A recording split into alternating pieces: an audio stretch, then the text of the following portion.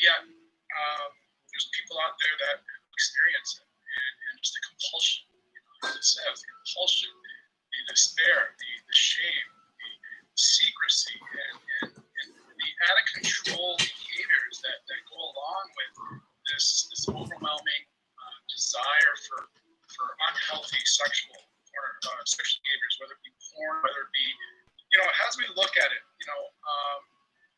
the American Society of Addiction Medicine looks at addiction as a primary chronic disease for any, especially even processing addictions.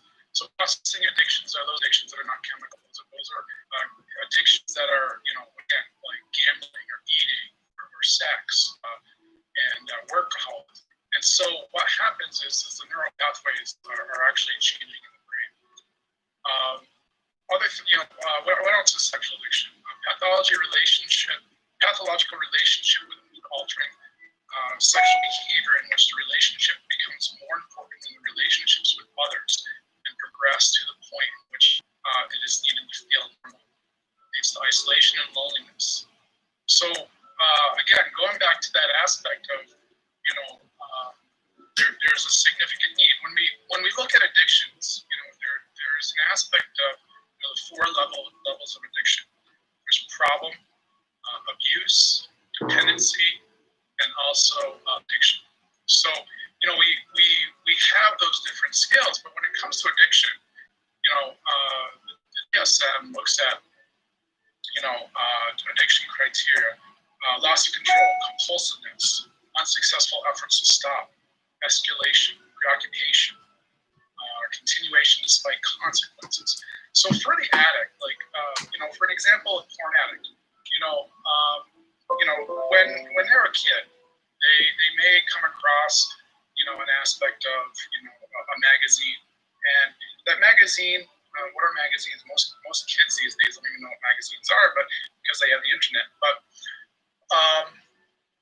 with the magazine will go to a movie. A movie will go to the internet. The internet will go to a more hardcore pornography and more pornography that the average person would look at and say, wow, that's incredibly disturbing. But for the person who's in this addiction, it's needed. That escalation, the preoccupation, the compulsiveness, it continues to grow and grow into unhealthy experiences, and so on and so forth. This is a cycle that I created. I shared last year in detail. I'm going to go through it really quick. This is how I usually take a lot of my clients through their process of recovery. So in the middle, distorted thoughts. This is one of the things that we're going to really look at is the distorted thoughts of addiction. So this is where the shame comes in. When we have distorted thoughts, rationalization, beliefs about self, defense mechanisms, this is the fuel. This is the axle to the cycle. And so we live in a world in which, whether it be, porn is okay. It's not really hurting anybody. Or I need porn because my partner is not sexual enough. Or whatever the case is. There's a sense of distorted thought that the person is experiencing. It could be, maybe I'm not good enough to have a healthy sexual relationship. So I need somebody that's not healthy for me, or I need to do something that's not healthy for me. So as we go through life, we have internal, external triggers. These triggers are things that take on that happen to us on a daily basis, stress or work, or even just triggers of our traumas. And this leads into emotions, feelings. And for the addict, the feelings, the emotions are a lot of times what we're trying to overcome, what we're trying to deal with. We don't know how to handle the addiction. The addict, they fear emotion, or they don't have the ability to cope with the emotion. They weren't given models modeled. They weren't modeling. They weren't given, modeling. So when we look at that, we experience the aspect of with the client. We experience the aspect of what do I do with these emotions? What do I do in order to work through these? And so we find that the addict gets into the aspect of fantasy. So the fantasy is the escape. And a lot of times the fantasy answers the question, if this, then this. If I look at porn, then I will feel better. If I meet this prostitute, then I will feel fulfilled. And so there's that, kind of going back into that even distorted thought. That fantasy is going to make things better. Okay.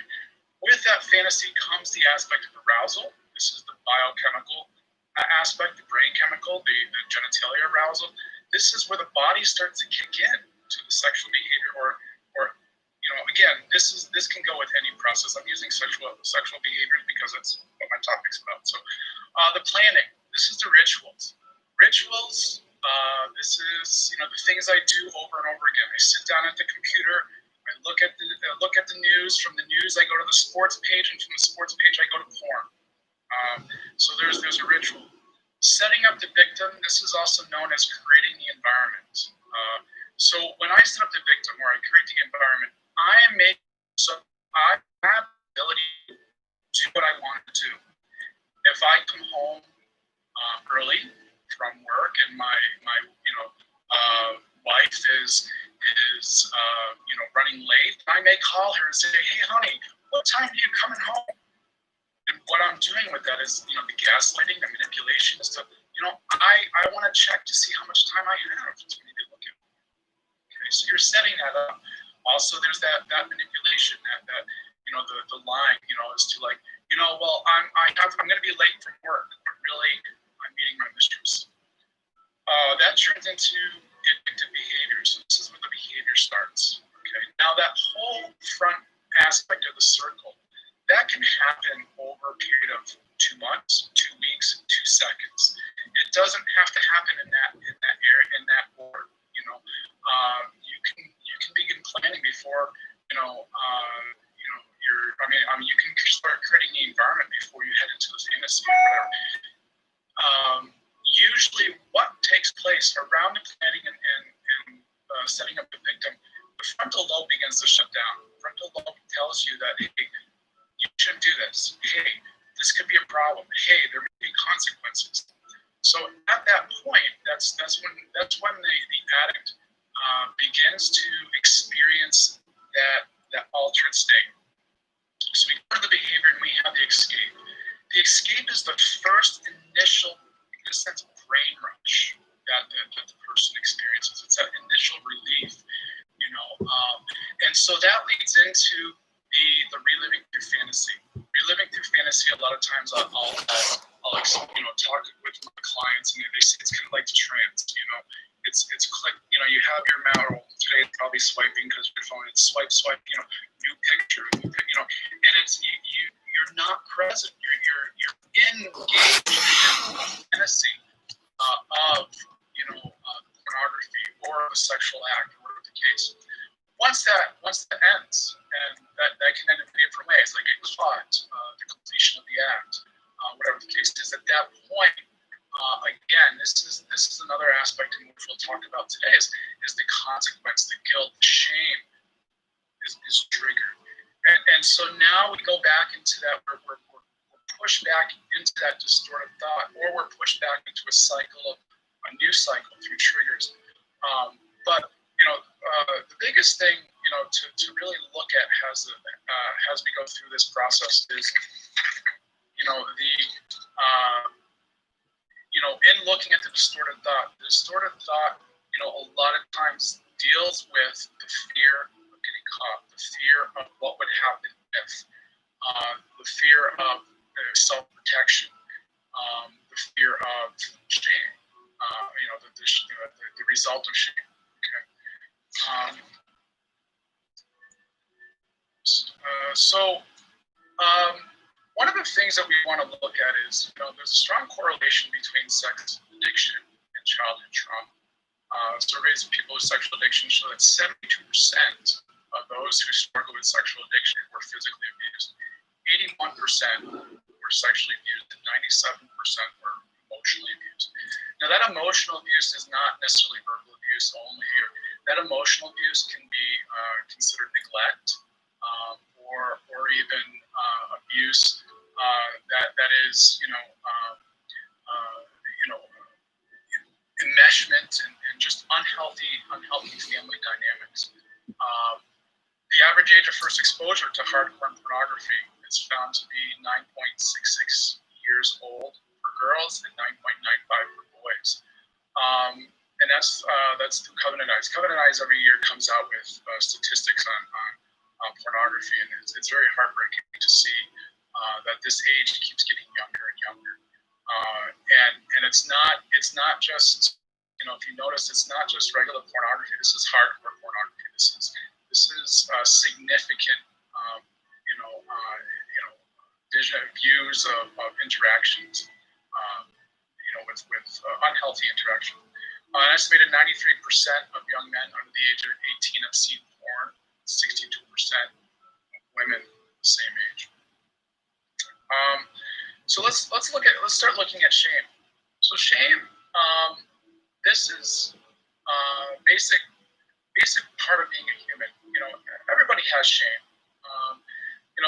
Depending on the thought process, some people say that shame can be a good thing. But in this case, in what we're looking at, majority of the time, the shame that I'm working with my clients, it's not good. It's actually devastating. It's something that's in a sense eats alive the internal aspects of the men that I work with, well, men and women that I work with. So some of the things that we look at is that inadequacy, the falling short, okay, and the internalizations that we interpret ourselves, we interpret about others. There's an aspect in which it's the combination of me versus the world, or the world versus me, and how do I fit into that? How do I fit into the world, or what is the world throwing at me in a sense?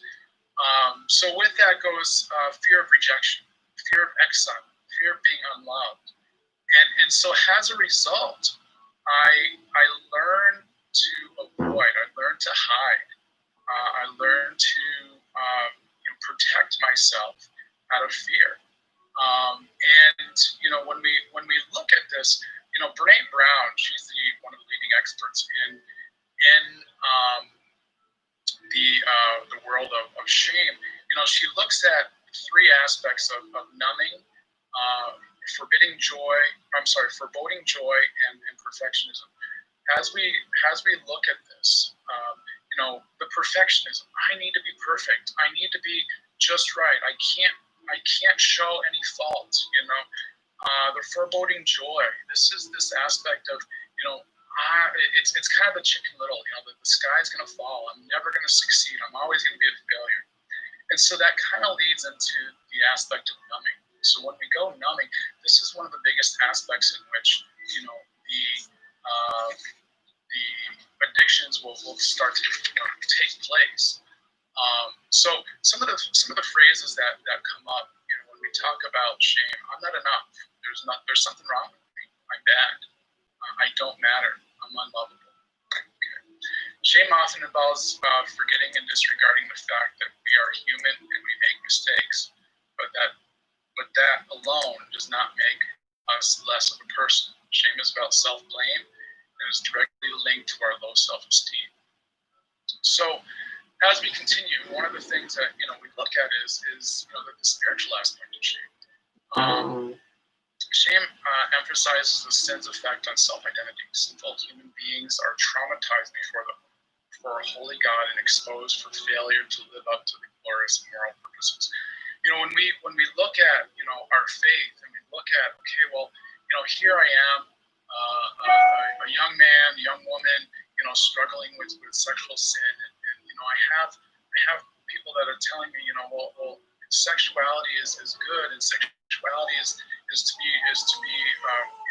wait for sexuality until when I engage in these unhealthy behaviors, I start to take that on. It's to like, okay, well now even there's a spiritual identity. It's to like, maybe I'm not spiritually good. Maybe I'm evil. Maybe I'm unholy. And so we have to look at that. One of the first things that we look at is the first response of Adam and Eve in the sinful condition was to hide from God, okay, and then consequently from each other. So one of the things that we're going to look at in shame is this hiding, this internal fear of others seeing, and so this goes back to the original sin in which the Adam and Eve put on the leaves, and then they hid behind the bushes, and but the hope in this is Christ's unhindered openness to the Father, both a model for life and the means of removing humanity's shame. Christian self-identity is transformed into Him. Christ has conquered this shame, and we just in our shame we sometimes are unable to see that, but we can take claim to what Christ has done for us. One of the aspects of shame is what's known as the inner critic. The inner critic, it starts off in a very young age. The inner critic is this knowledge, what I need to do to be safe, what I need to do to survive. So there's three parts of the inner critic. First is the observer. The observer looks at tones or hears tones from the parents, from other people, looks, glances, experiences neglect, is aware of unsafe environments. It's a learner, pays attention and learns what to do, what not to do. It's also the biggest aspect of the inner critic is the protector. The protector alters the self, the behaviors, and the beliefs to survive. I often share a story, the story of the little kid who at 5 to 6 years old is really wanting to be independent, and goes to the refrigerator and pulls out this heavy gallon of milk and pours it into the glass and puts the milk back, and is so proud as he walks to the table, and as he gets to the table he spills the milk, and there's a sense of devastation, there's a sense of failure. But then mom or dad comes along and says, "What are you doing? You spilled the milk. I can't believe you did that. You're such a klutz. You're such a disappointment. I'm so angry with you." And so the child is then looking and observing and hearing, and the inner critic begins. Something's wrong with me. I did wrong. There's something. I'm a klutz. I'm a disappointment. And so now the child is learning. The child begins to say, okay, I need to do differently. I won't do this again. And so with that, the behaviors will then churn into either an aspect of passivity or an aspect of rebelliousness. Passivity, in the extreme form would be, I'm never drinking milk again. Okay. Rebelliousness would be, tomorrow I'm going to succeed. But either way, what happens with the inner critic is behaviors tend to form. Okay, out of aspect of I want to conquer, or I need to again be safe. And sometimes those behaviors are unhealthy, whether they turn into talking back, or whether they turn into looking at pornography, or whether they look into other behaviors. And so now there's that aspect of as I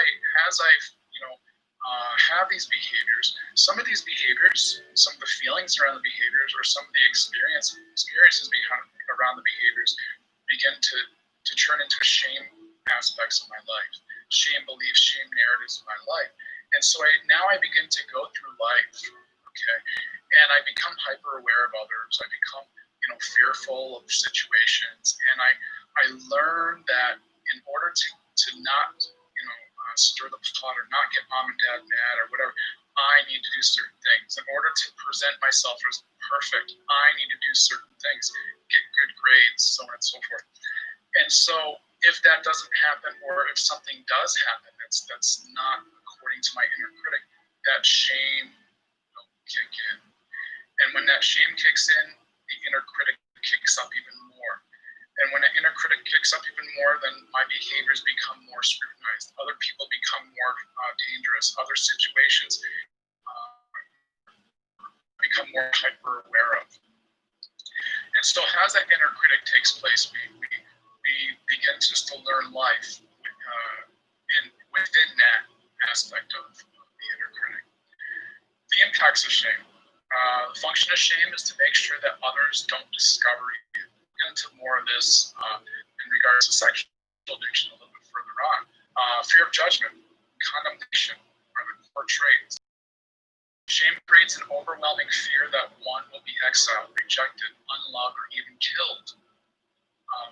Shame can become a paralyzing identity and feel as though one is out of control. Shame leads to relational disintegration. So one of the biggest aspects of shame is that because I am good, because I am bad, because of what I've done, I need to protect or I need to distance.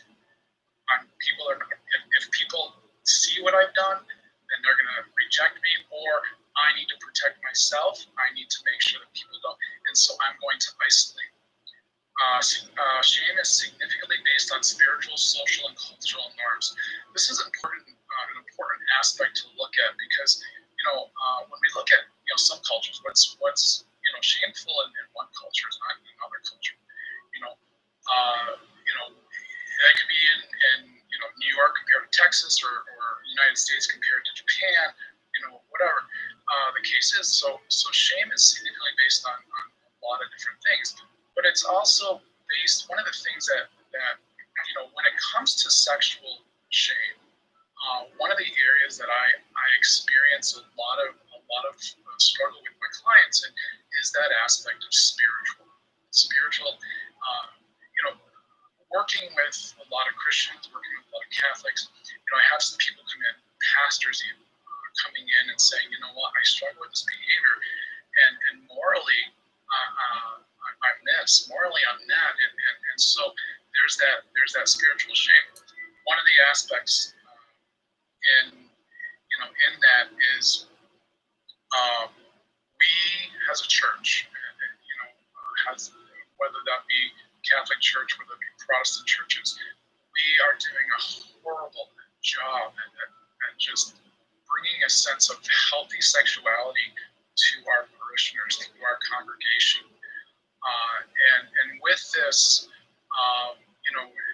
from the pulpits, sometimes we get these shaming messages, and it's not out of intent. It's because for years we've experienced a lot of shame, a lot of sexual shame in our church, a lot of sexual shame in our diocese, and so on and so forth. So we have to look at that as as we go forward, and this is something that this is a whole other topic, but looking at the church's responses to sexuality.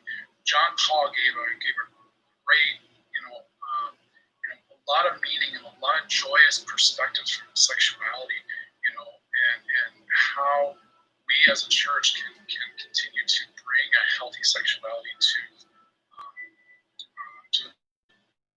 shaming hopelessness. One perceives the ability to change. Shame a lot of times creates a feeling of just being stuck. It's destructive painful. One of the aspects that a lot of people look at is the aspect of shame versus guilt. Okay, what is guilt? Well, kind of went through shame, so I kind of put that aside for right now. But guilt is the emotion when there is a violation of one's sense of right and wrong. I've done wrong. A sense of responsibility, regret. Okay, it does not define one's identity. That's a significant difference between shame and guilt. Brene Brown says, the shame is I am bad, the guilt is I've done bad. Okay, I can learn from what I've done, and there's a self-awareness, healthy and promotes self-reflection. It's positive. Guilt can be hopeful. Okay, guilt, oftentimes will lead to, us to lead us to conviction or to shame. But guilt, in a sense, is a consequence of excuse me. I'm sorry. Consequences of sin lead us to guilt. Okay, has the power to lead us to immediate conversion. That's supposed to be conversion, not conversation. Sorry about that.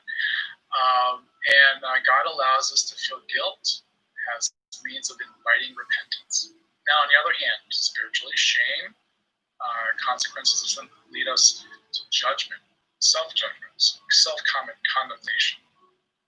Prevents us from being open to the graces and mercy of God. Any consolation that of God or our faith, we get to a point where we don't feel worthy. We can't accept, and it can lead us to a further loss of faith and despair. Shame is formed in a world of emotions, but eventually recruits and involves thinking, imaging, and behaving. So one of the biggest things with shame is that shame a lot of times is felt physically first. If you're a child and your teacher, your parent, a classmate, shames you or has a shaming statement or a situation, there are a lot of times we have a sense of a physical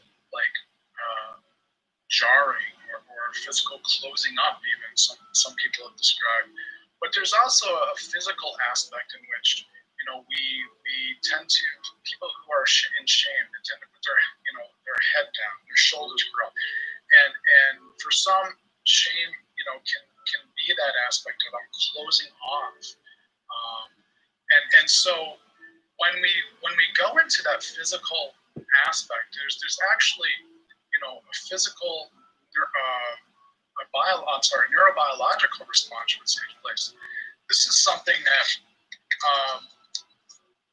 neurobiological aspects of shame. This could be a whole other hour and a half. This is a tremendously exciting and the world is just opening up as to what our nervous systems do and how they respond. I'm not even going to touch this today because I only have an hour and a half. So, but the biggest thing to understand with the nervous system, the neurobiology of shame is that shame is similar to trauma. Okay, the nervous system functioning understood as the Stephen Porges polyvagal theory. The neurobiology of shame is similar to trauma in the body, and clinically can be treated in trauma-informed therapies. I know we just had a couple talks this week about trauma-informed therapies. So, when I look at a lot of the aspects of trauma, the people with addiction come into my office, a lot of times, eventually, we are starting to look at some of these trauma-informed therapies, EMDR especially. So this is an area that I could. It's in the infancy stage, scientifically, but it's also just a very overwhelmingly exciting area to look at. Is just the neurobiology of shame. All right. So we're going to start looking at shame in sexuality. Okay. Sexuality affects all aspects of our being.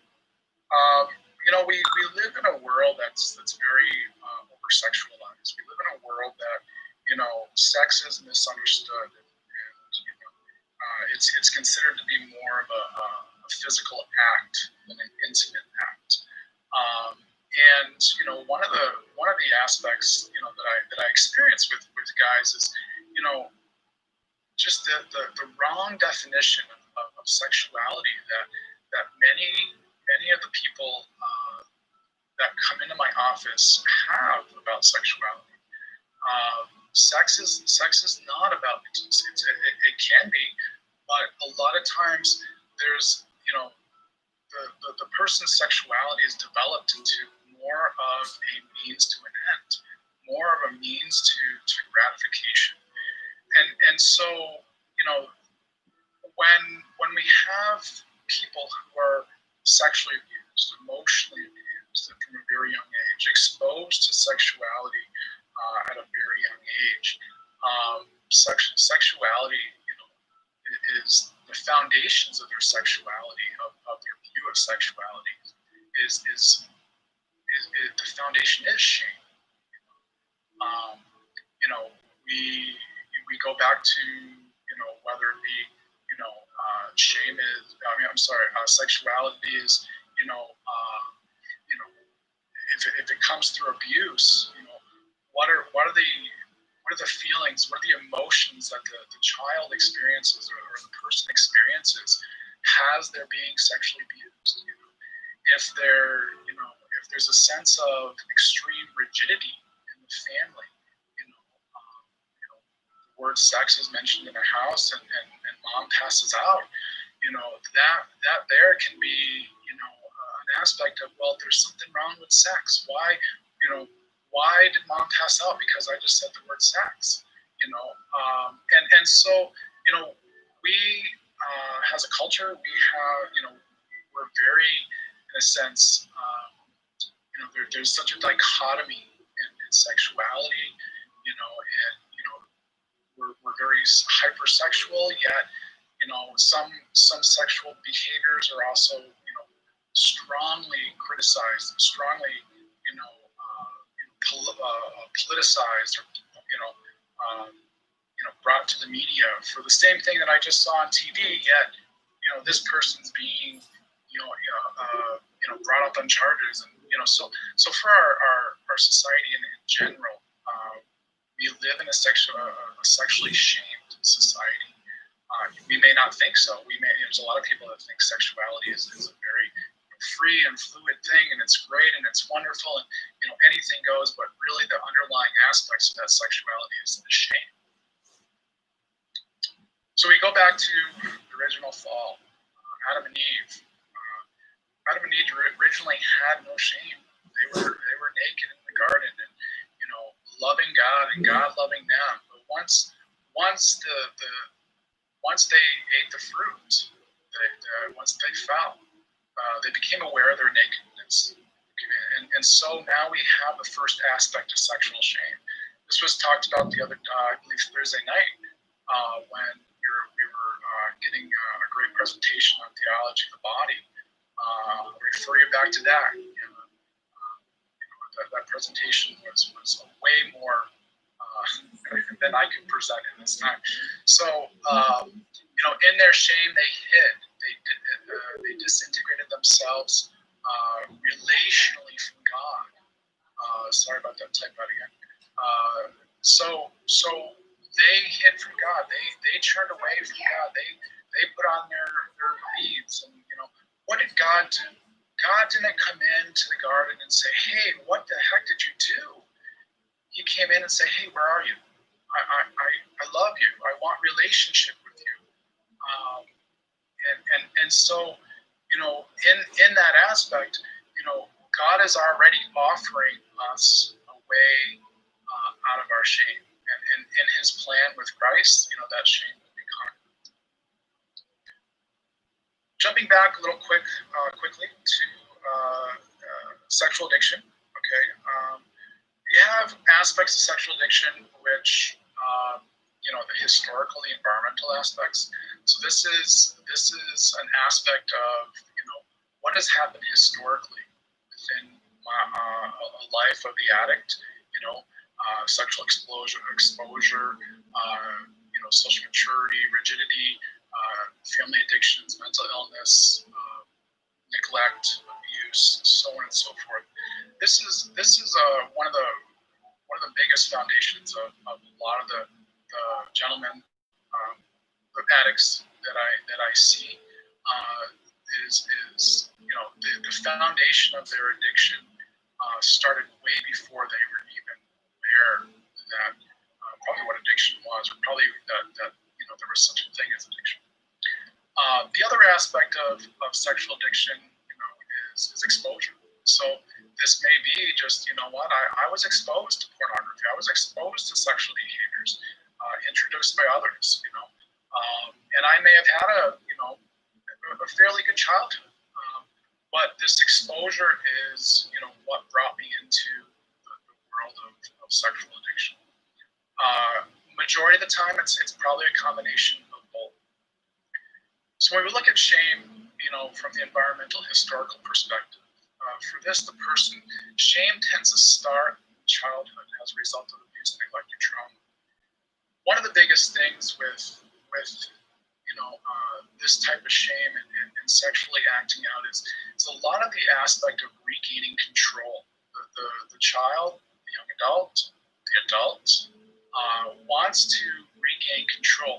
So now, if we go back to the cycle that I was talking about, one of the things that I was sharing was, in that cycle, the distorted thoughts, led to the emotional aspect of, I don't know what to do. I'm feeling a lot of stuff and I don't know what to do. So that's going to lead me into the aspect of fantasy. If I can do this, then I will feel better. If I look at porn, I can go to sleep. If I meet up with my mistress, then I will be a better lover to my wife. And so as we look at this, there's a lot of that aspect of overcoming all the trauma, overcoming the emotions and the hurt of the past, and it's all that in that distorted thought is, this is what I need. This is what's going to be best for me. We'll jump into that a little bit more further down into the presentation. Another aspect of this is, the shame that we experience with those who have habitual, exposure behaviors, those who may have come into the sexual addiction later in life. This is more about, okay, what if I get caught? This is maybe less about, in a sense, overcoming overcoming the trauma, overcoming the abuse, but more or less, I can't get caught. I could lose my family, or this is, this is not what I want. This is, what if my wife finds out?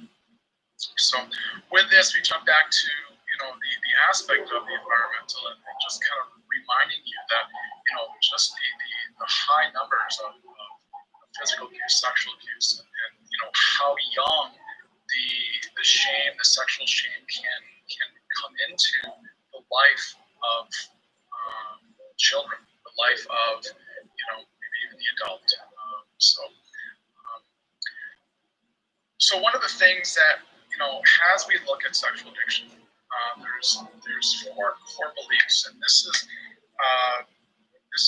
were in a sense developed by Patrick Carnes. But if we look at these core beliefs, now I look at, I'm using Patrick Carnes here, but one of the things that I do is I don't ascribe to any one aspect of sexual addiction therapy. I usually bring it again back to the cycle that I created, but also just there's more than one way to, in a sense, to skin a cat. So even though I've focusing on some of Carnes' work, I use things like Mark Lasser and Peter Klopas and so on and so forth. So one of the things that we look at with sexual addiction are the 4 core beliefs. Now, if you look at some of these core beliefs, you're gonna see a theme as to the core beliefs really are similar to some of the beliefs that we have in shame. And so this is where I was going in the aspect of addiction is probably one of the most shame-based disorders that we can experience.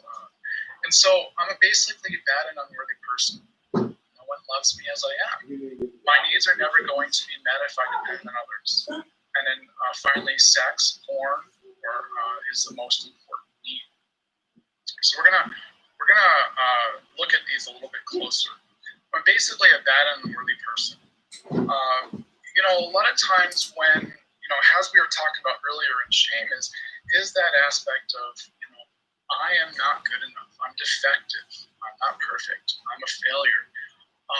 And so if I don't have value, and where does that value come from? Well, it could come from the lack of care from mom and dad, the abuse from mom and dad, significant bullying from peers, or early on in life, I obtain narratives, I obtain self-beliefs, and these narratives, these self-beliefs, quickly or over time become truth.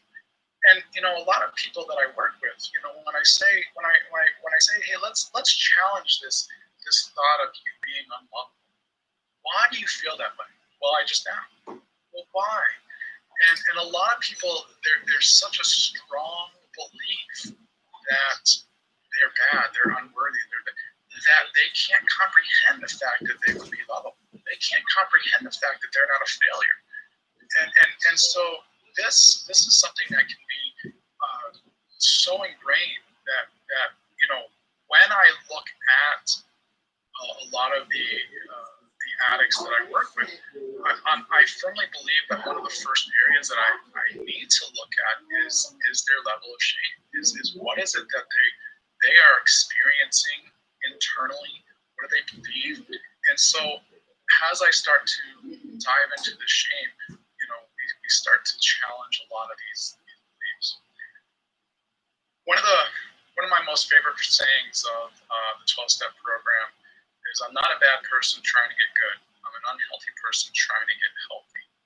And this cuts to the core of really what we're trying. A lot of, like I said, a lot of the addicts feel I'm a bad person. I just need to be good, and I can get over this. I can conquer this. I'll do it. But really, it comes down to that aspect of no, we're good people. We just are unhealthy. Second, no one loves me as I am. This is an aspect of people really knew me, they reject me, or stop loving me. This is a huge aspect of shame. And addiction. So when the addicts experience shame, what's one of the biggest things that takes place? It's the aspect of I need to keep secrets. I need to protect this behavior. If my wife found out, she'd divorce me. If my kids found out, they'd reject me. So no one would love me as I am, meaning that I need to hold this inside. I need to protect this information. And if it gets out, my life is ruined. I'm no good. I'm worthless. I'm perverted. I'm whatever. And so now we go back to the first core belief is I'm a bad and unworthy person. I need to protect myself from being that. I can't be rejected. Rejection is terrifying. Rejection is the big, one of my biggest fears in life. And so we look at this. No one would love me as I am. So I keep these secrets. I keep this double life. When I'm with people and people have no clue what's going on with me. I'm such a good person. I'm the best pastor and the biggest church. Yet I have this double life of behind closed doors. I have an affair, or I view pornography. And that's the biggest thing that I fear is getting caught, because I would lose everything. Next, my needs are never going to be met if I depend on other people. I can't depend on other people to meet my needs because I have been or will be let down. This is one of the core aspects of as we look historically at the foundation of where addiction comes from. A lot of addicts, they feel lost. They feel lonely. They're whether it be through abuse or neglect, or whether it be not given appropriate themselves. You know, a lot of people who are in their early discovery of the addictive behavior, pornography, masturbation. You know, they learn that this is something that they can do. Okay, going back to that fantasy, going back to that arousal. This is something that they can do to feel better. This is something that they can do to cope.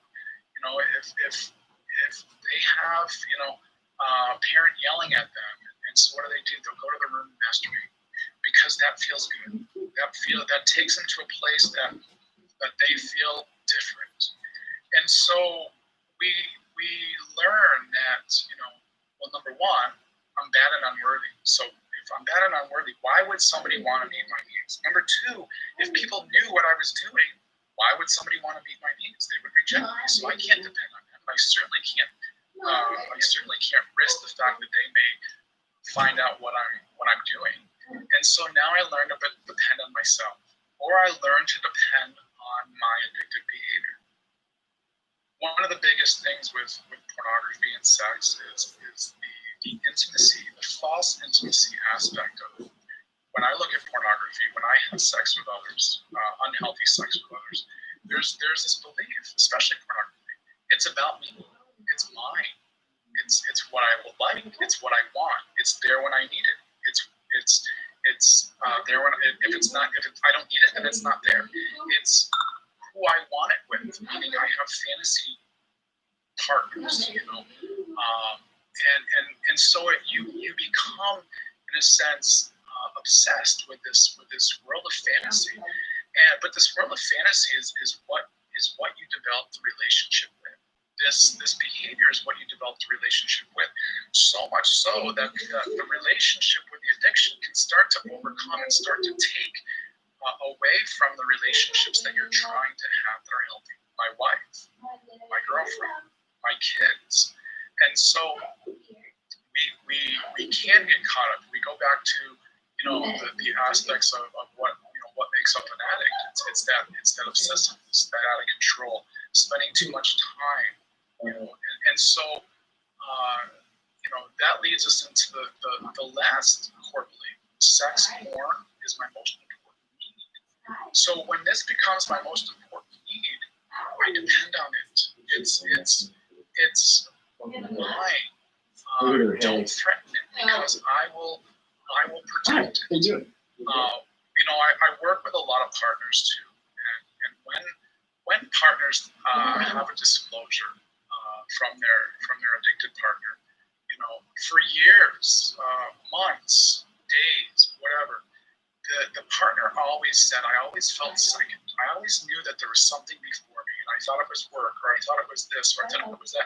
But when they have that discovery, they realize that they're in a sense feeling it like they're in a competition with the addiction. They're in competition with that aspect of, I'm not going to meet this person's needs because they're turning to the porn. They're turning to their true love.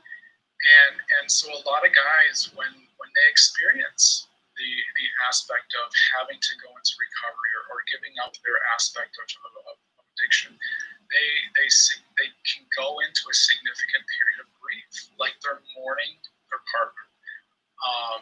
And this is in a sense, it's, I don't want to say it's sad, but it's, you know, it's you want me to water your plants, honey?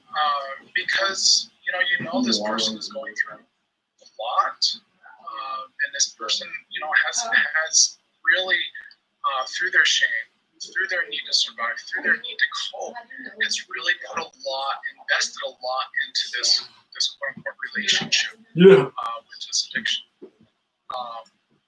And so now you have all these four core beliefs, and so now if you look, like I said, there's the aspects of, you know, the similarities of the core beliefs of addiction and the core beliefs of shame is that, you know, basically because of my behaviors, because of who I am, what I believe I am, what I believe I'm not, the fear of people finding out, I need to protect, I need to prevent people from finding out true me. And so with this, you know, we can go go into a sense of isolation. We can go into a sense of hiding, even if it's emotional. One of the biggest aspects that I work with in addiction is what's known as the intimacy disorder. There's actually Doug Weiss. He studies the intimacy disorder. He actually calls it intimacy anorexia, and he looks at this in detail as to there's such a disconnect. There's such an aspect of shame that the person has an aspect of inability to be intimate with other people, an inability to be close, and so much so that they can experience trauma responses. If say for a husband desires to have healthy sexuality with his wife, and all day he can be thinking about how he will love to be with his wife that evening, and it leads up to that time, and what takes place is that sexual anorexia or that intimacy disorder can that shame can come into play, and there's a fear, like somebody described it as the deer in a headlight. I have an intense fear, or I'm not able to fully be sexual functionally, and so shame can experience, or we can experience a lot of shame in the basic core, but also in the most observable ways too.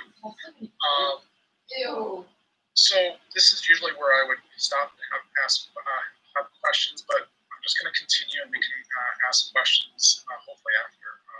There are two questions, if that's okay. Oh yeah, go for it. One is, does a client grieve over the loss of porn as lover? Oh, what's wrong with there? You broke up a little bit. Okay. One of the questions was, does the client grieve over the loss of porn as a lover? Yes, there can be an aspect of that. And it's not even necessarily the porn. It's what everything. It's what the porn represents. That the grief takes place. There's a relationship, and so I depend on that aspect of use of porn, of the in a sense the brain high, the emotional high, the fantasy high, what that fantasy means, because if I'm going into that fantasy world, then I'm experiencing that ultimate and true intimacy that nobody could ever imagine, because it's fantasy is perfect, it's euphoric. So when that's experienced over and over, there's a sense of dependency on that. There can be an aspect of it's not necessarily the porn itself, but it's what the porn can represent. Okay, and then next question was, what does fear of intimacy play in sexual addiction? So fear, I guess I would probably need clarification. Fear of sexual intimacy, I guess I don't know what they would mean. Like fear of, in a shameful sense, I don't know if they can maybe clarify that. But I guess fear is huge when it comes to when we're in shame, when we have those secrets, when we have that aspect of what could be found out, or what I have to lose. There can be an aspect of, okay, well, in protecting, it's kind of like I have to protect. I'm trying to think of an example. I have to protect myself from the ultimate devastation of if there's, and this can go subconscious, it can go conscious too. If I have something that I'm hiding, then I'm going to protect it. Okay. if people find out, excuse me, I'm at risk. And if I'm at risk, then I'm not safe. If I'm not safe, that can take me back to event X or abuse or so on and so forth. The trauma of being called out in 4th grade for being the only one that failed my math test to my next door neighbor who groomed me and sexually molested me. And so the fear can have tremendous aspects of impacting sexuality and intimacy. So I hope that answers what you're looking for. I think it does. Thank you. All right. We do have time. We're good. All right. So as we continue, one of the biggest things is what are the antidotes? So as we look at shame, Kurt Thompson, Soul of Shame, phenomenal book. I highly recommend that if you're interested in this, that it comes from a Christian perspective. It really goes into depth about shame. But one of the biggest antidotes of shame, one of the biggest antidotes of addiction, it's the same. It's being vulnerable, being open, being being honest and sharing. Okay. So as we look, and this is going to go kind of similar to recovery programs, but also we're gonna look at the shame aspect of it too. Is the surrender and acceptance. Okay.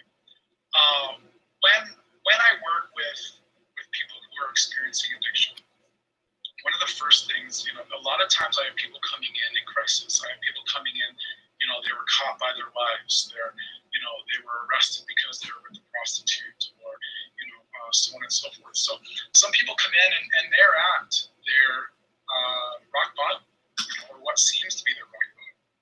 And when we look at again the 12 steps I have up there, we admitted we were powerless over sexual behavior or lust, and that our lives had become unmanageable. And so one of the biggest things that tends to happen is we're exposed, and so our biggest fear, as we look with the addict, the biggest fear of the addict is saying, oh my gosh, I've been found out. My fear, my everything that I've protected, everything that shame has told me is now here. It's out. My wife knows, the church knows, my kids know. And so I have this aspect of, okay, well, what do I need to do? I need to deal with it. Okay. So that's where that sense of surrender comes in. Is okay, well, I need to really look at where I am in my life. Now this is not always done very easily. This is something that's very difficult, even for people who hit rock bottom. Even for people who are hitting that crisis, it could take months before they come to the aspect of, you know what, I've been living a life of addiction. I've been living a life in shame, and I have things that I need to work through. There may be people that come in for 1 or 2 sessions and be like, all good, thank you. I'm going to go experiment some more just to make sure that I still am an addict. And so, we look at that. We have, that aspect of, acknowledging that I have limited control over my behaviors. Experiencing and acknowledging the chaos that I have in my family, the manipulation, how have I hurt people, how have I lied to people. And so now we work into that sense of acceptance. Now acceptance, the aspect of acceptance is not like, I'm good to go. The aspect of acceptance is, okay, here I am, and I do have this problem. And this problem, this addiction, this shame is not going to go away, and it's not going to go away overnight. And I'm going to continue to experience triggers, lust-ins, bad feelings of beating myself up. So it's learning how to be gentle with myself and say, okay, this is a process.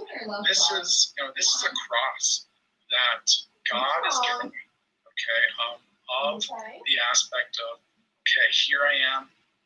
I've had these behaviors. I had these emotions for years, and I can start to look at them. I can start to be, can start to take it easy on myself. And I'm not I feel like a bad person, but I'm going to start to step out of that shame and say, you know what, I'm unhealthy.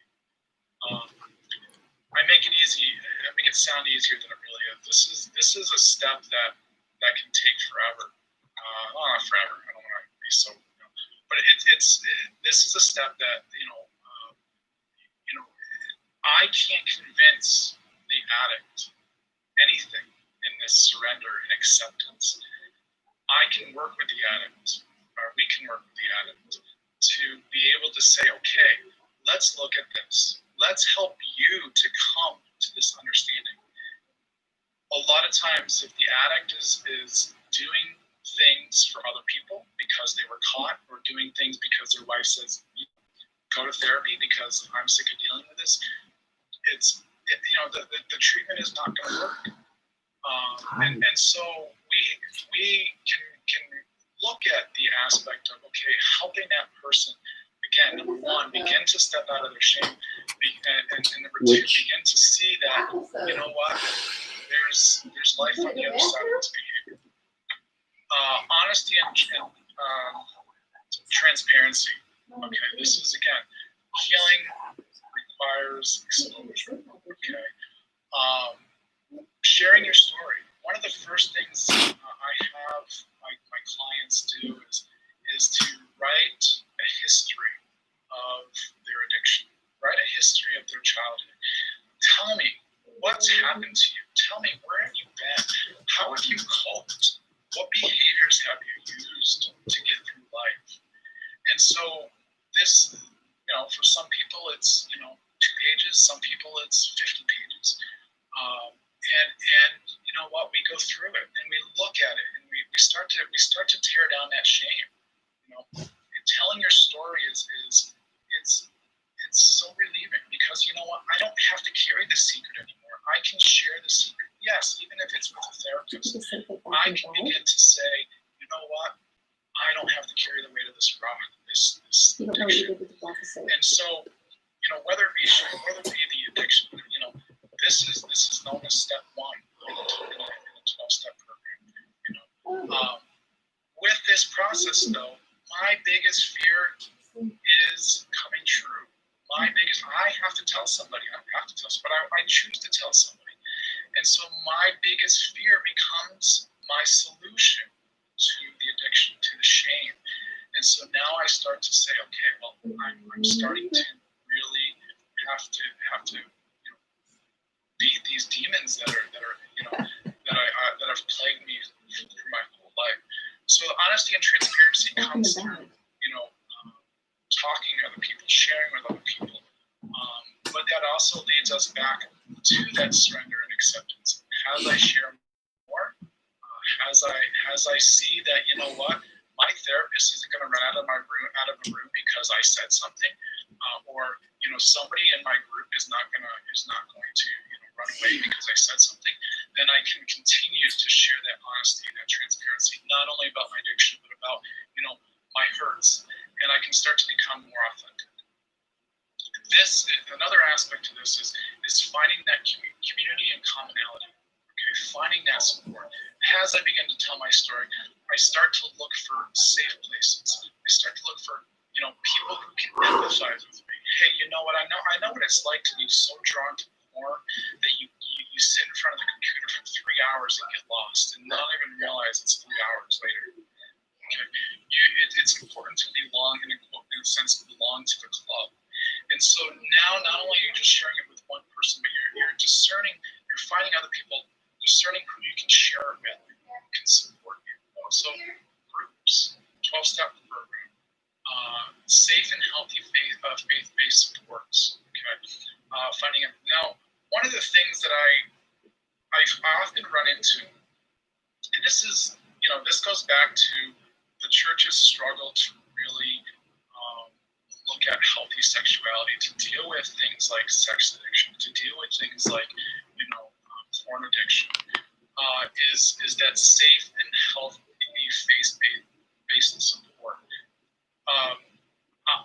honest, if I have a guy who comes in and says, I have this church group in which we pray every week and we read the Bible, and these guys are great, I still tell them, you know what, that's not the place to go and say, hi everybody, I look at porn, because there's no sense of safety. There's no sense of confidentiality. There may be great, praise. There may be great prayer. There may be great Bible verse readings, but there's no sense of safety. And so that I've had a couple people that have really been devastated because so and so heard in the meeting, and it goes back to their wife, and their wife tells that person, and so. One of the biggest things, in our churches is our churches they have the ability to be very phenomenal in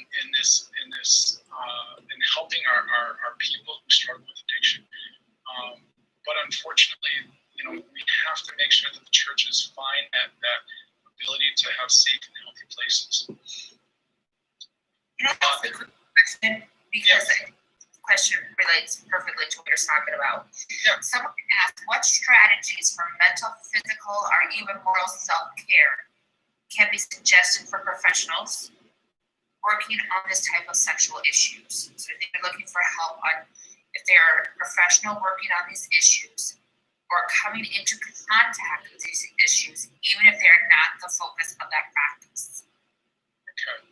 So, I'm assuming self-care for the practitioner. Is that what I'm understanding? I hope they type back in there. What strategies for mental, physical, or even moral self-care can be suggested for professionals working on these type of sexual issues or coming into contact with these issues? Seeking. Yes, that's exactly what he said. Yes. Okay, so has professionals, one of the biggest things is knowing where you are. This is in any aspect of our practice is knowing where you are in this. Now we have a lot of people, unfortunately these days, it's probably more likely than not that we individually are going to experience this in our lives, whether it be our kids, discovering our kids looking at porn, whether it be our husband or wife struggling with sexual behaviors, whether it be unhealthy sexual behaviors in our own bedrooms. And so number one, it would be saying, okay, well, where am I? Where am I in this? Now I'm not ashamed to say, I'm in recovery. I don't usually say that, but I know that where I've been, and I've worked this process, and I've experienced the shame. So one of the things that I feel like I'm able to bring to my clients is that experience. But there are aspects in which I have to be careful. I have to be, I have to make sure my boundaries are out. Now, as far as the physical and emotional, we also have to be aware of our history. If I have somebody coming in and saying, you know what, I realized that I raped somebody, okay, and or I did rape somebody, and it's like, okay, so where do I go with that? Or so I think making sure that you have your boundaries, making sure that if you feel like you don't have the competence, you don't have the knowledge, or if you have that counter transference, that you do refer out. Now, if you do have that, a lot of times it's making sure that you're not receiving too much unhealthy information, making sure that you're not enabling, making sure that you're not the only resource for that person. There's many other resources as far as again, the 12-step programs or other groups, so on and so forth. So in that aspect, I would say one of the biggest things is just really knowing where you are in your own personal life and referring. There's a lot of a lot of people out there that have specialties, in sexual addiction, even sexual anorexia, or whether it be through the CSAP program or through Mark Lasser's program. I believe Peter Klapanis, he's Catholic. He's developing a program, and so even looking into those resources, you don't have to be certified, but it's best to maybe have somebody that you are have a reference to that can guide you through that. So. Okay. Vulnerability. Did I go through this slide? I don't think so. Okay. Vulnerability and intimacy. Accountability is imperative for those who have been impacted by addiction. Full disclosure and mending relationships when possible. A rooted relationship can be obtained through the process. This process, now even going back to that last question, this process, it's imperative that this process is done very delicately, very the disclosure process. It's a lot of times we have people coming in and the disclosure's already taken place, but sometimes we don't have a full disclosure, or we get staggered disclosure. So a lot of times what we need is we need that dynamic, that setup in which not only the person who is in the addiction can share safely, but the person who receives the information can receive the information safely. Last year I talked about the aspect, the impact of the partner when it came to disclosure, when it came to hearing the information, discovery, and we talked a lot about the potential of betrayal trauma. Betrayal trauma looks a lot like PTSD. There's a very, very similar. Matter of fact, most people who have the betrayal trauma are diagnosed with PTSD, and so we don't continue that PTSD. We want to make sure that person has, the partner has their own support system, has their ability to reach out to the people that they need. And so as we go into this process, the accountability is there, and it's a true accountability from the addict. And this is a process that's not going to take place the second week after the person walks in your office. This is a process that could take 3 to 6 months to do, to make sure that both the addict and the partner are prepared, and then that the therapists have have their own disclosure, and that the support systems are taking place. So once we step into that vulnerability and intimacy, we can then look at what's known as the intimacy ladder. Okay, and so jumping to this really quick, one of the things that we look at is we have to climb this ladder by ourselves first. Okay, and this is ultimately that whole aspect of the surrender and working through our own shame and working through our own story. Okay, so we identify our own truth. What is it that I'm experiencing? What is it that I need to know? What is it that I've what's the trauma? What's my history? Okay, and as I work through that with the people around me, with my support system, I become more secure. I become more, solid in where I'm going, and I don't hold that as I'm bad or I'm no good. I start to secure in that aspect of I'm unhealthy, becoming healthy, and I start to trust the process more. I start to trust myself in the process more. And as I start to trust, I gain more information, and I start to become more vulnerable with myself. And in that vulnerability myself, I start to say, okay, well, you know what? I'm not perfect. These are the areas I continue to change. These are the areas that I'm doing well in. And I have that aspect of that constant self-accountability. Accountability with other people. Accountability with God. And so now I start to become way more vulnerable with myself, and then I start to have that true, authentic self-knowledge that this is who I am. Something that the person in the early addiction or in shame, they protect it. They not only is there a relational disintegration because I'm protecting myself from others, there can be a personal internal disintegration as to I'm in denial. I don't know what I feel, or if I do, then I escape, and so on and so forth. So it's climbing this ladder by yourself first. Then we bring that to the relationship. So in that self-intimacy, I know what I'm bringing to the table of the relationship. So in the recovery process, okay,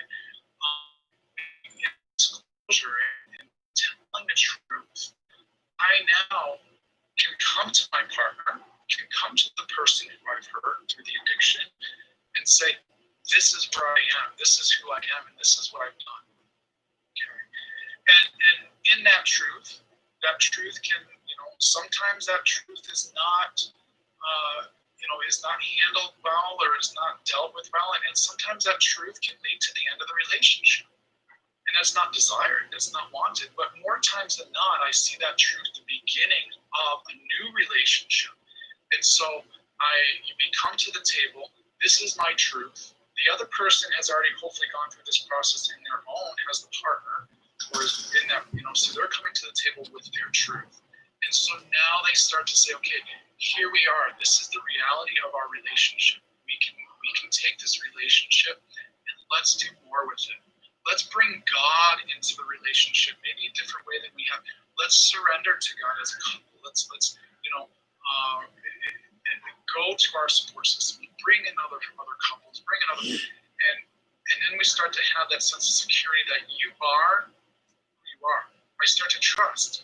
This is who you are. This is who I am. This is who we are. And then we have that sense of vulnerability. You know what? I'm struggling today. I want to look at porn. Okay, so now the problem is not that I want to look at it. The problem is that before I kept it secret, before I wasn't sharing with you. Now together with our support systems, I can share that vulnerability. You know what? I'm mad at you today. I can share that vulnerability. And in his amazing plan, God takes that vulnerability, God takes those little fights, God takes those triggers, and he turns that into intimacy. And so now we have this new and this relationship, intimate relationship that we've never had before. And if some couples they look back and they say, you know what, 3 to 5 years ago, we weren't sure we were going to get married. 3 to 5 years ago, you ripped up my heart by saying you had an affair, and now here we are.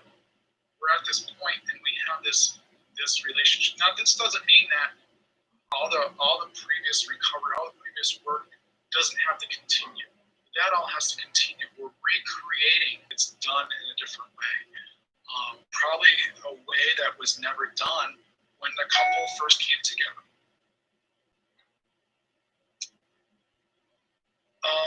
Okay, we're good with time. All right, so one of the last aspects, faith, hope, and love.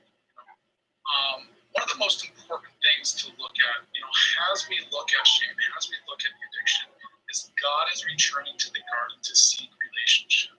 When we're in addiction, when we're in that shame, the last thing we want is to, like I said, is to be discovered. We turn away. We don't feel God can forgive us. We don't feel that we're welcome in the church. And so one of the biggest things that I work with my clients is a new understanding of God. A lot of times we have understandings of God that are not ours, or they're skewed, or they're unhealthy. So one of the things that I work with people is it's not recreating theology, but it's recreating your understanding of who this God person is. And a lot of times we have an understanding, and a lot of the guys that I work with, the addicts that I work with, they see God as fire, brimstone. They see God as lightning bolts being thrown down. They see God as critical or unsafe, rejecting, and so a lot of times this view of God is really the view that we have of other people who have hurt us, other people who have represented God, other people who have preached God. So one of the things that I work with is helping that person to really understand God. Again, not recreate the theology. Our theology is phenomenal with who God is and what He has to offer, but it's recreating that relationship with God. That is a lot of times one of the biggest aspects of the recovery process that I take, and it's when it clicks, the recovery process becomes different, because we go back to that sense of surrender. We go back to that sense of, okay, God is with me in this. I firmly believe that God has a special place in His heart for addicts, and I really think God will provide the grace. And so, as I work with God, guys. I say guys, I work with women too, but I work with mostly guys, so I say guys. And this is probably one of the biggest and most awesome experiences that I work with guys is this new understanding. Other things that we look at is the sacraments. Our faith is full of grace. Whether it be, I have to go to confession again, or I go to confession not because I have to, but because I want that grace to make me stronger. Other sacraments, I go to daily mass, or I'm just part of the mass, and what that means. I'm part of the community. I'm part of the community in the mass, and so on and so forth. One of the other aspects that I find phenomenal, and this is the divine mercy. Divine mercy is, I have people that really turn into the Diary of Faustina, the Divine Mercy Chaplet, but just understanding that, Christ has told us His mercy. Christ has provided us information about His mercy. And, no matter what state we're in, whether we've relapsed, whether we're brand new in recovery, whether we feel like we're the biggest piece of dirt, piece of mud in the world, if we can continue to go to the divine mercy, God, Jesus, told us His mercy, is providing us with that mercy.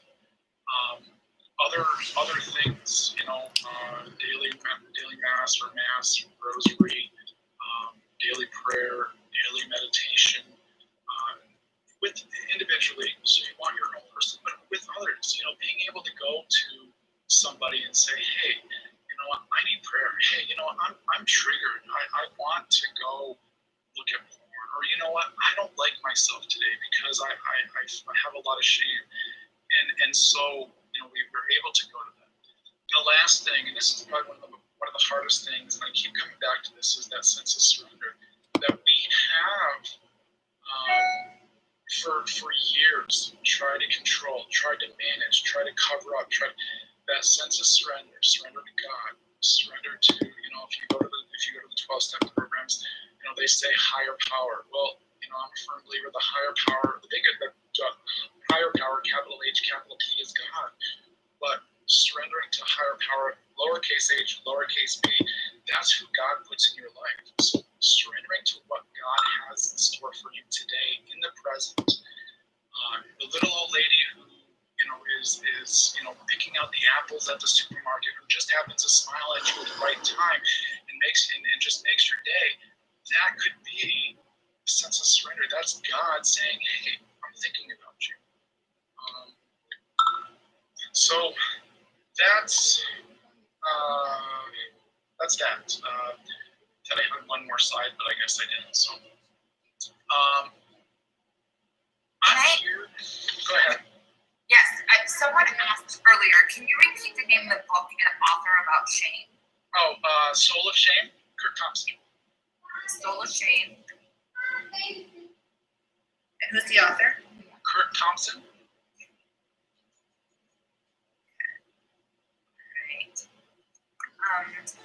There's a lot in the remarks. Thank you. This was absolutely informational, and thank you for just everything that you presented us today. But there's a couple more. Since we have a few minutes, I'm going to continue. What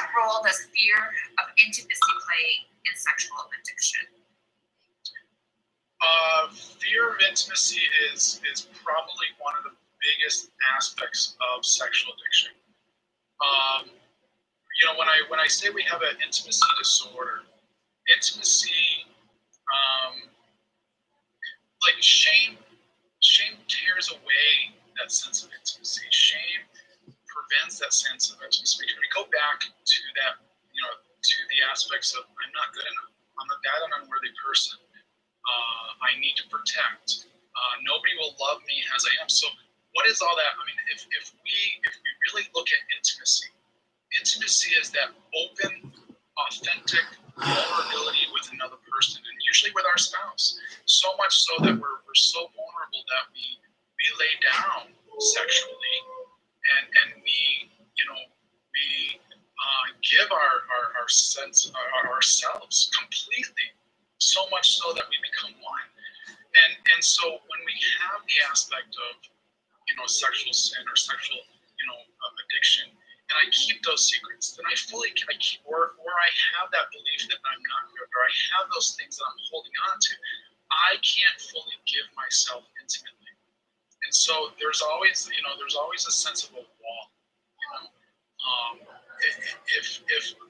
If I hold a secret, I'm not sharing me with you. I'm sharing part of me. And so, you know, whether it be consciously, whether it be subconsciously, we have this aspect of I can't fully be intimate. So fear comes in of that aspect of, all right, well, what if I'm found out? What if my wife finds out I use porn and she's going to reject? What if, the pastor finds out? You know, I'm going to be expelled from the church. And a lot of times that rejection, that you know, belief, my self-beliefs are quote unquote becoming true. That's what we fear the most, and that's what brings us that connection, that full intimacy, whether it be non-sexual intimacy or sexual intimacy. And another comment, I mean, I'm getting quite a few, so for everyone that I don't get to, I apologize. But someone, it just showed up that someone said such a powerful presentation. Especially appreciated the speaker's own vulnerability in sharing that he is in recovery.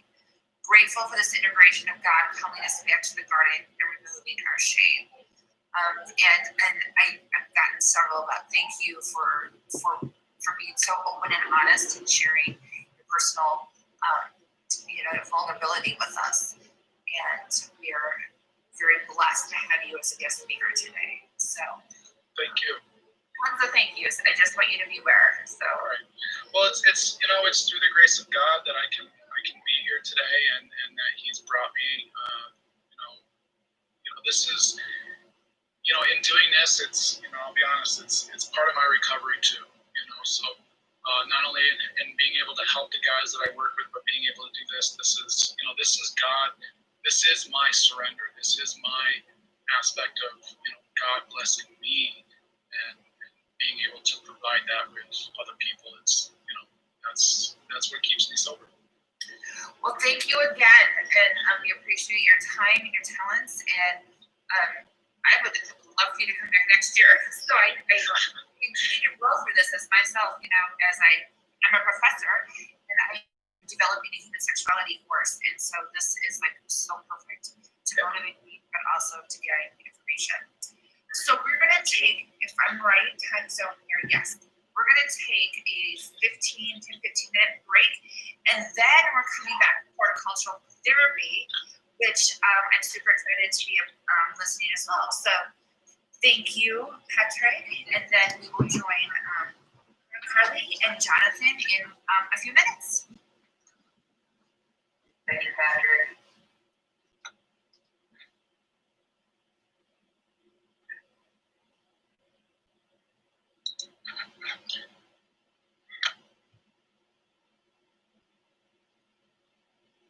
Jonathan, and I have given, let me see here, I've given both of you, no, I've given you access, I've made you both presenters, but one of you will have access to the PowerPoint to manipulate it. Who will that be?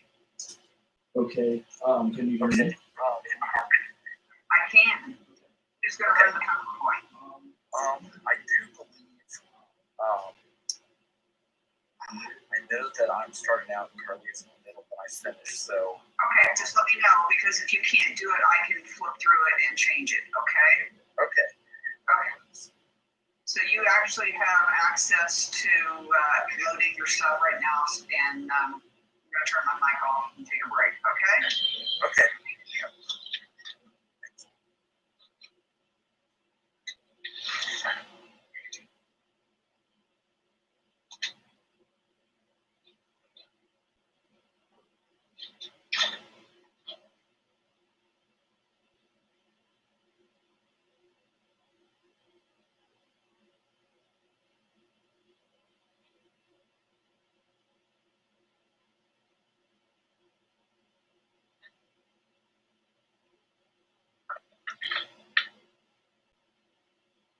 Just so you're aware, someone's not on mute, and I just want to.